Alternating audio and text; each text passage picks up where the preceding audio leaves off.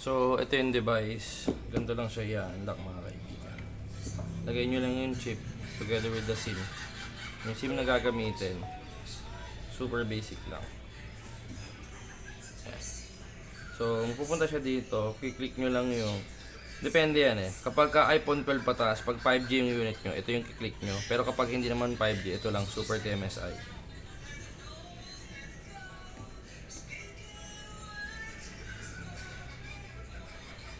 Tapos, kapag hindi na ulit nag-pop up, click nyo lang ulit. Tapos, insert nyo lang. Remove nyo lang. Kailangan kasi mag-pop up. Super TMSI. Tapos, ito kasi nakalock to sa Sprint. Kaya ito yung Sprint yung kiklik natin. Pero kapag Globe yung gagamitin yung Smart, andito yung input. Input IMSI. So, ulitin ko pag 5G, yun ang click. So, ito ang lalagay natin Sprint Accept. So, hindi nyo na kailangang i-activate yan. Click, buksan nyo lang yung data, turn up nyo yung Wi-Fi, Bluetooth.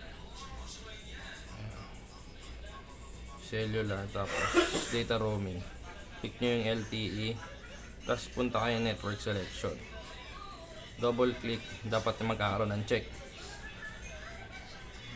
Since TM yung nakalagay dito, click nyo yung TM. SIM application. Activate SIM signal, pero bago yon dapat double check nyo yan kung nakabukas yung data roaming. Activate nyo.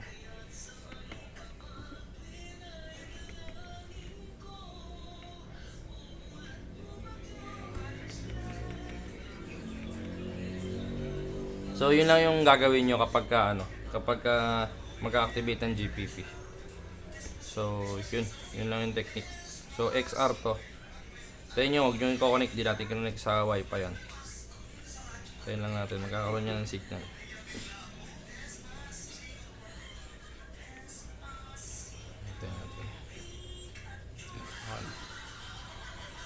Alright mga kaibigan, ganun lang kasimple.